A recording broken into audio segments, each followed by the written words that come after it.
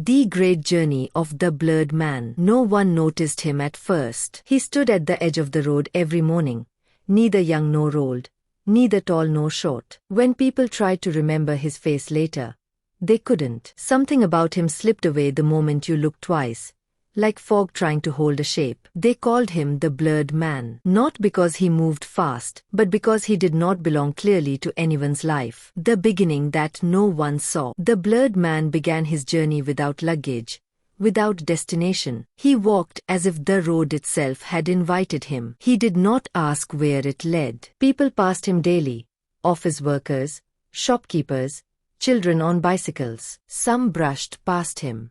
Some glanced at him. A few felt uncomfortable for reasons they couldn't explain. It wasn't that he looked dangerous. It was that he looked unfinished. Sometimes, when someone was lost in thought, they felt a strange pull to look at him.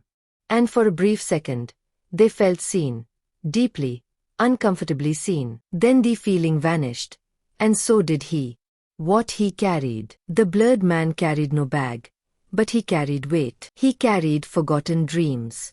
Words people never spoke. Lives people almost lived. Every step he took seemed heavier than the last, yet his feet never slowed. When he rested, he sat beside roads where people argued, laughed, broke down, or hurried past life without noticing it. He never interfered. He only listened. And somehow, listening was enough. The encounters. A woman once sat beside him at a bus stop. She didn't know why she spoke to him. "I wanted more," she said. "Not money. Meaning." The Blurred Man nodded. Later, she would forget his face, but not the feeling that something inside her had shifted. A tired man yelled at him once, accusing him of blocking the way. The Blurred Man stepped aside immediately. That night, the man lay awake, haunted by question he hadn't asked himself in years. Why am I so angry? A child followed him for a while, curious and unafraid. Why are you blurry? The Blurred Man smiled. The blur softened. Because I'm not finished yet. The middle of the journey.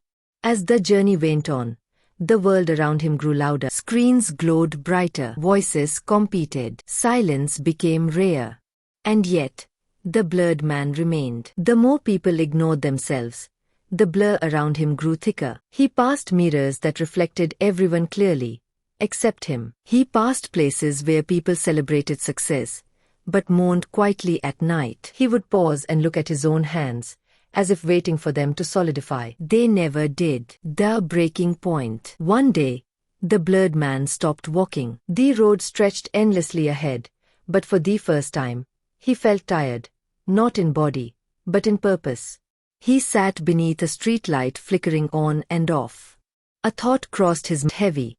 What if no one ever understands why I'm here? That night, a stranger sat beside him, a person whose face was sharp, clear, unmistakable. "I see you," the stranger said. The Blurred Man looked up, startled. "Most people don't," the stranger continued. "But that doesn't mean you aren't real."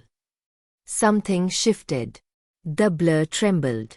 The great realization. He was not a person passing through the world. He was the part of people that walks away from comfort. The question they silence.